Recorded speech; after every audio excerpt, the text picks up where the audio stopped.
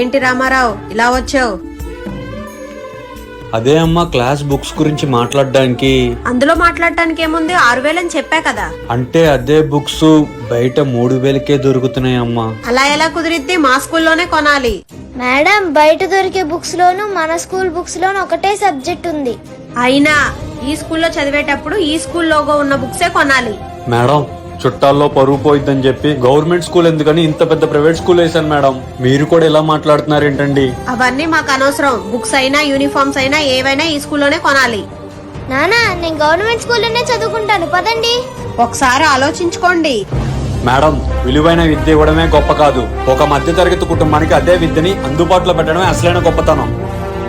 విద్య అనేది వ్యాపారం కాదు, విద్య అనేది హక్కు అన్న రోజే మన పిల్లల బతుకులు బాగుపడతాయి.